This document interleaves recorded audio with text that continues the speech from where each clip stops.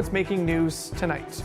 New details released about a plan to drastically change the way mental health care is delivered in our region. It's several years away. We'll check out these new details and what can be done in the meantime. Plus, a special air quality statement in effect for our region as smoke from the wildfires in Quebec and northeastern Ontario moves in. And what's being called the OPP's most successful general service dog is retiring. We check out Maximus and his handler, who were stationed right here in Essex County. It's being described as a major milestone to improve mental health care in Windsor. Hotel Dieu Grace Healthcare announced new details today about how it plans to do that, but those resources that are badly needed now are actually more than 6 years away. I went to the announcement today to see what's coming and if anything can happen while the community waits. This project is a really big deal. Years down the road, Hotel Dieu Grace Healthcare is consolidating all inpatient mental health services under one site. 68 beds coming from Windsor Regional Hospital, in addition to the 49 beds at Hotel Dieu right now. They say the goal is to have one single point of access for mental health and addiction services in Windsor, Essex. This means that patients and clients only have to tell their story once. Their connections can be built with staff.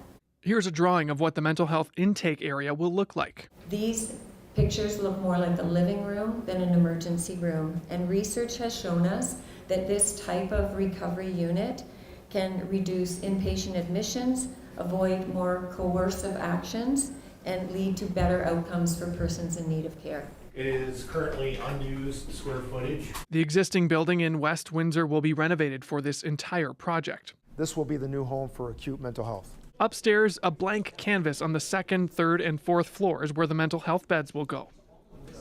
But all of this is at least 6 years away because of the staged process these large projects require. Hotel Dieu has now submitted its plan to the Ministry of Health for phase 1.3 of this process. That's expected to take between 3 to 5 months. Mara also says there's no cost estimate on the overall project at this point. So what can happen now to address the mental health crisis we're currently experiencing in our community? And there are some options available. It's really going to be a willingness of whether our partners want to really set aside what we're doing today to do things differently, and also rely on Ontario Health to step up and provide the funding and support to do something different. And we think an interim solution is to establish an urgent care center here while we wait for this to happen. That urgent care center would be sort of a mental health ER where police and EMS can drop people off. This drawing shows what it could look like several years down the road as a part of the bigger project, but officials say something similar could happen much sooner. It would be in this area near the back where things would be discreet. If someone in those circumstances needs help now, they could end up at Windsor Regional's ER, or Hotel Dieu has a crisis and mental wellness center on Olette Avenue. That's open from 8 to 8, 7 days a week. A walk outside isn't so refreshing today. More smoke from the wildfires up north. Now, this really started to kick in late afternoon, thick enough to block the view of the Detroit skyline. People can also probably smell the smoke if they're outside for longer periods of time. Some folks we spoke with said they're noticing the change. When I came out my house, I noticed there was like fog. I didn't think it was smoke, but during those wildfires, when it was going on the news, I noticed when I would go for my run, my lungs would be burning more than usual, and I don't smoke or do anything like that.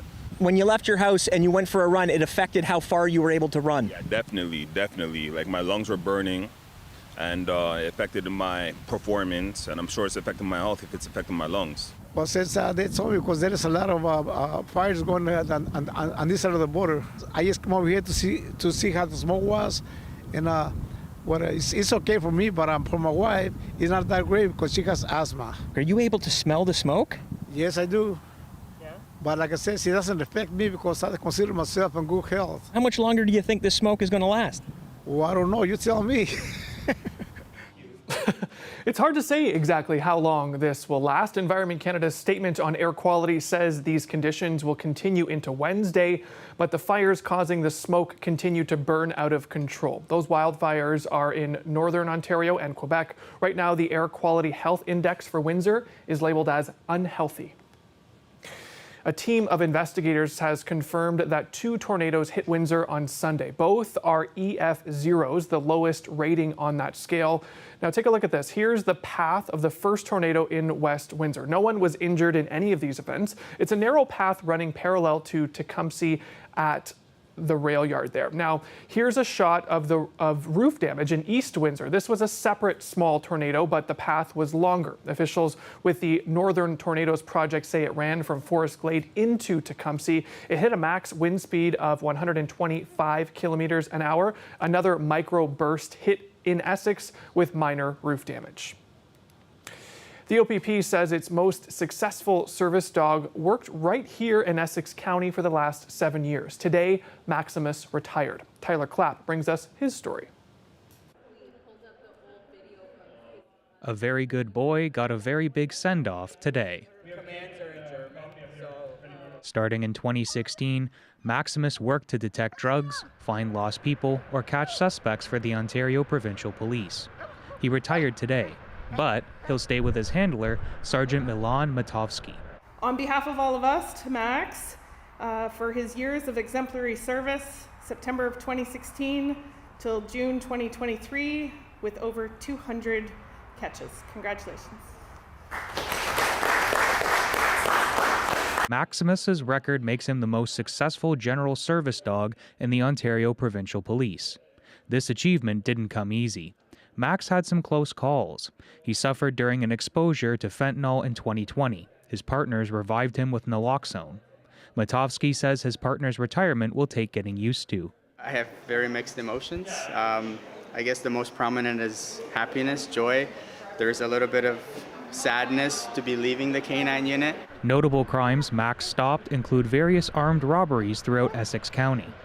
While Max may have been easygoing at his retirement, he became a completely different animal when on the job. When he comes out of the truck, there's certain cues that cue up the dog as to what we're doing. So for example, tracking, I put on a tracking harness and I take my 20-foot leash, and as soon as he comes out of the truck, he knows what he's doing. Retirement will also give Maximus a chance to experience a normal dog's life. Matovsky explained raising his partner required a different approach. This was to help develop him into a true crime-fighting asset. If I was to give him a toy all the time, and then I asked him to do something, he's less apt to work hard for that because he knows later he'll get it anyway. So toys, rewards, even food, even his dinner, he has to earn. The event gave the opportunity for those in the community to share their appreciation for Max. With the amount of signatures, it appears their gratitude runs deep. The bond I have with Maximus, it almost compares to like your own child. Matovsky says Max leaving the force doesn't change his connection. Tyler Clapp, CBC News, Windsor. Dozens of middle school students now have a fresh set of wheels. They were able to pick up new and refurbished bikes thanks to a local labor union. Organizers say they've been doing this for decades. They collect them from our members, from the community. They know to drop off used bikes, gently used bikes, or we have a lot of work to do with them. And then we get the bikes and we repair them. We put the money into them, we repair them. I think it was a couple years ago, we got to 1,500 bikes, so this has been an amazing program for a lot of years at our local. It's actually really nice. I learned how to ride a bike not too long ago from my cousins, and I actually enjoy it a lot. In the summer, I want to go out more. I'm still sick of staying inside from COVID, so I want to go out more. This is what we do. People talk about unionism and what it is. We're just not about collective bargaining. That's our main concern, but we're in the community everywhere. If you look at 444, with Unifor, we're at almost everything involved. It doesn't matter, what event it is. Pretty much every event we're tied with. Students that just wouldn't be able to have a bike if it wasn't for this type of event. So this is incredible for them. The parents were thrilled when we made those phone calls. I had some amazing teachers on staff that worked really, really hard organizing this and reaching out to those families and having those conversations saying, your child's getting a bike. They were just so thankful. We went through student need. We asked all of our students to tell us their heights. Our teachers made some labels and tags. So when the bikes came in, we tagged them all up, and then it was Christmas morning of go find your bike. We work really closely with our community. We believe in giving back. We do a lot of events in the community. Last year we went out shoveling sidewalks. We did garbage collection this year. So it's really nice for our community to also kind of give back a little here too. It really makes a nice incentive for the kids to work hard and take pride in their community. To have a bike now is like relieving. It makes me like, because my home is kind of far from here and we're going to move, so it's going to be a little bit closer, and we can't, like, the city bus doesn't go near our home, so I'm going to be using my bike from my home all the way to the school, which is going to make my life way easier.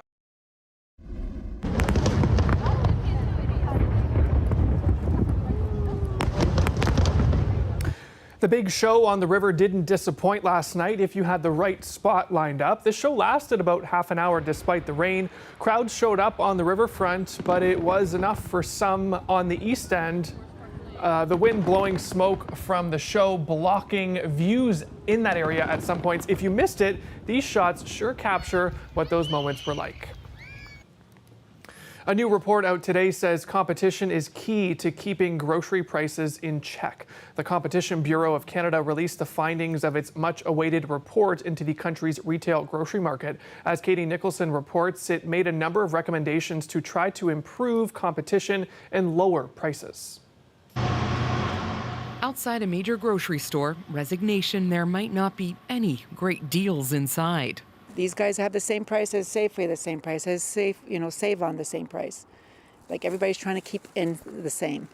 Where it used to be, where somebody would have something better on sale and you'd go over there, right? Her observations validated partly today by a new but unsurprising report from the Competition Bureau, which found Canada's grocery landscape is ruled by 5 major players who control about 80% of the market and many of the rival discount chains.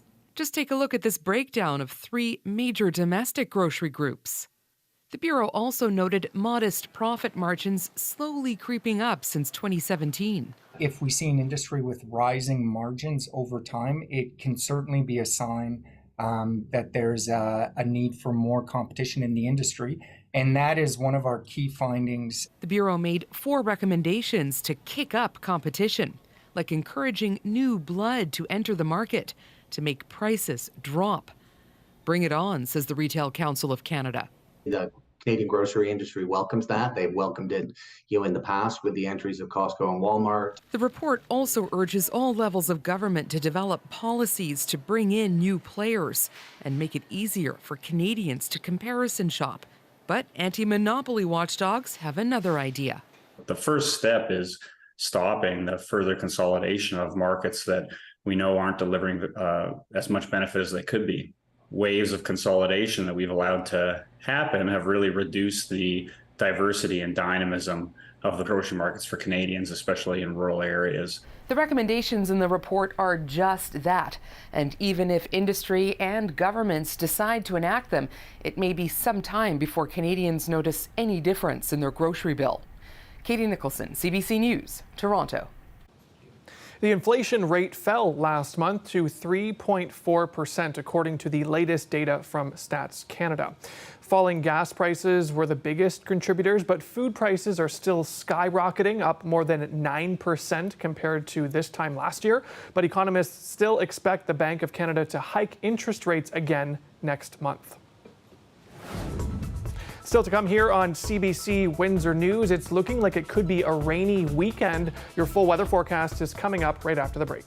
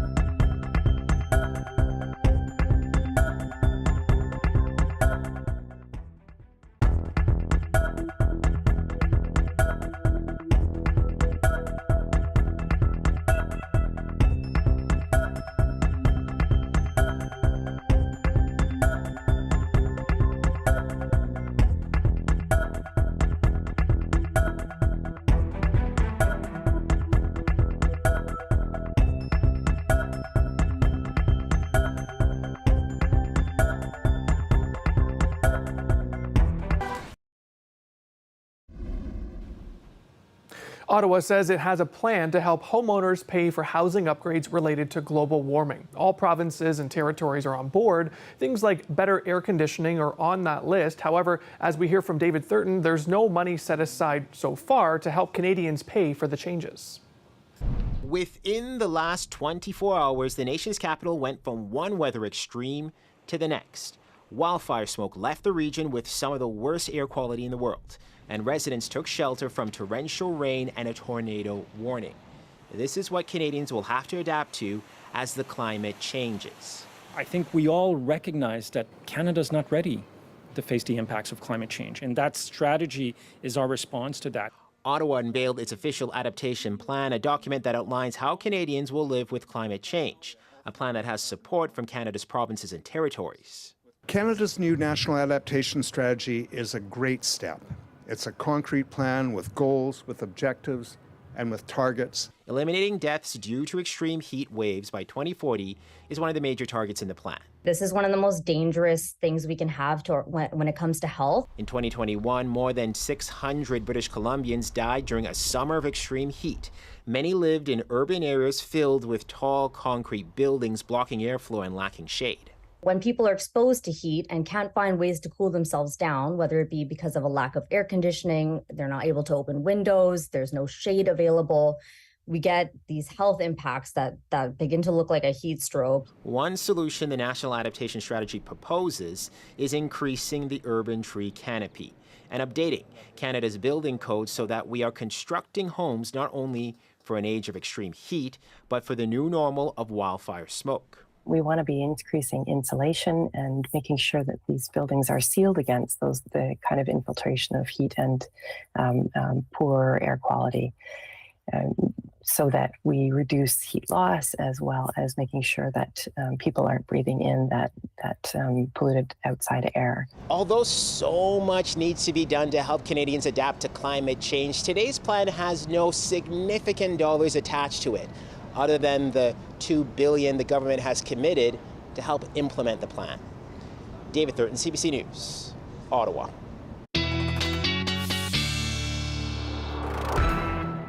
Time now for a live look at weather. For that, we're joined by the lovely Colette Kennedy. Colette, it's interesting because the wildfires in Quebec and Northern Ontario didn't stop. The smoke in our region did, and now it's back. Yeah, and it's back because of this changing weather pattern that we're getting into. It changes our wind direction. So I'm going to do a deeper dive into that right now and show you what's happening here. As that low has moved away, the wind's turning more towards a northerly flow, whether it's northeast, northerly, northwest, with the forest fires and the smoke, that gets pulled back down. So we do have an air quality statement that is in place again. We've been finding our air quality deteriorating. This is showing you the smoke near the surface. So not just the haziness we get into the upper atmosphere. This is closer to the surface where it becomes a respiratory breathing issue. And when we get into these oranges here, and sometimes we even pick up purple, that's where it's most intense. So we're seeing that here into Michigan, and that's going to keep swinging around, but already it has been going up from where it was. We had a little bit of a reprieve right through southwestern Ontario, and it's going to keep tracking to the east as those winds keep shifting behind that low.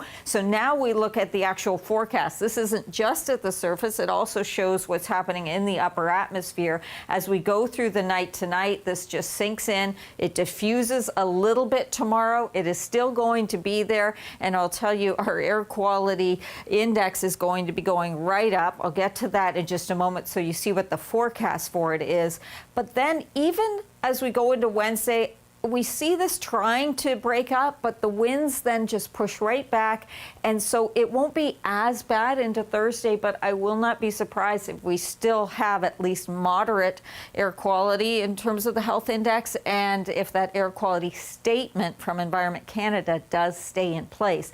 But this is what we're looking at for tomorrow, going up to high. So really, really a concern for anyone with respiratory problems, any kind of breathing problems, homes, old or younger, you really need to watch it and stay indoors as much as you can. And by the way, even though we have smoke in the atmosphere, as we get rid of that cloud deck, we're still talking about a very high UV index. So you still need your sunscreen or your hat. You still need to be worrying about that. Current temperatures, looking at these, there is some humidity in here. So we take a 20 and that's feeling more like 25. But look at, there goes our system. It's pulling away all the rain, the thunderstorms, the bands that keep going through. We get drier pattern moving through. That sunshine, when you can see it through the hazy conditions, that's what we get into. And I do want to tell you that we have a chance tonight to see that temperature dipping. I've got us at 12. It may go down as low as actually 11 overnight tonight. So I'm putting us at 12. This is at 5 a.m. It's still at 13. It will keep dropping. A little cooler start tomorrow, but the humidity makes it feel okay. Just know we're going up to 26. Still going to feel like we're in the around 30 or low 30s, and those hazy skies likely sticking with us into Thursday as well. And there's a peak at the long weekend too, Jason. Thanks, Colette. We're going camping this weekend, so I'm not super fond of those raindrops on your weather graphics. I know, and it's not an all-day thing, so, okay. you know, we'll fine-tune that for everyone. Okay. Thanks, Colette. I appreciate it. You're welcome. Still to come here on CBC Windsor News, Canada bans animal testing, and some say it's about time. That story is coming up next.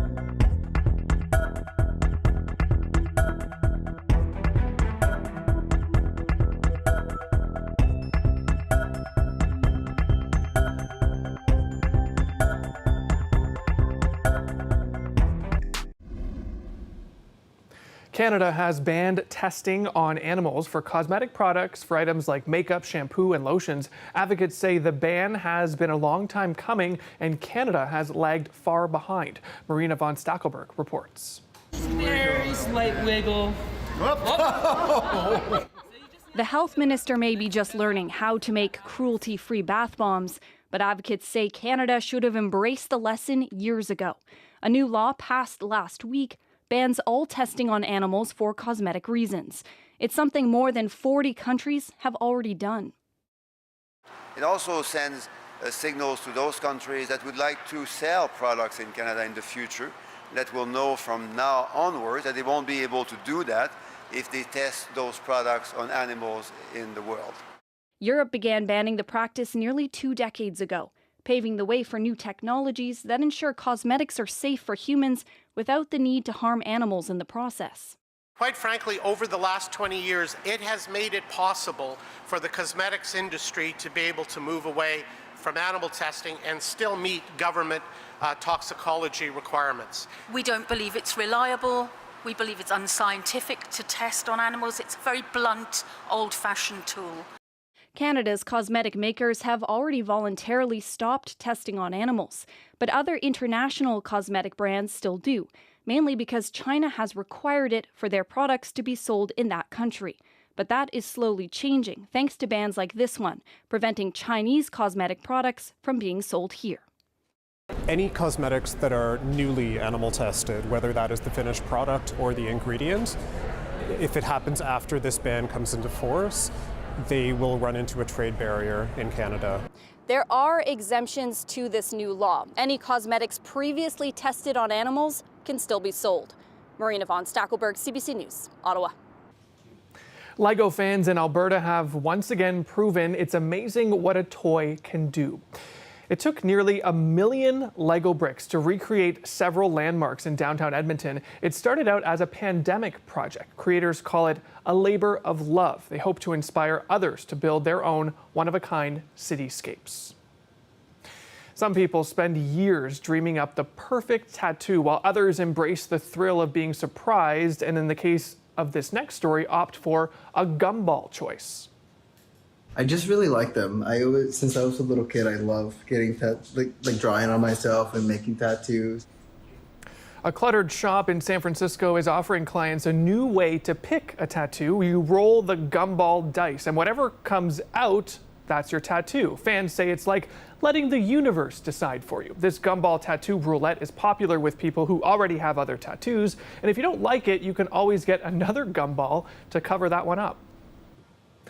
And before we go, let's have a look at a lovely scene in the county over in Staples. Now, this is a rare double rainbow, vivid colors in this video here. What a treat to come across something like this while driving around, nature's fireworks, if you will. Awesome pictures. Thanks so much for watching. This has been CBC Windsor News live at 6. Don't forget, for news anytime, head to our website, cbc.ca/Windsor, and you can check us out on social media as well, Facebook, Instagram, and Twitter. Thanks so much for watching. Have a great night.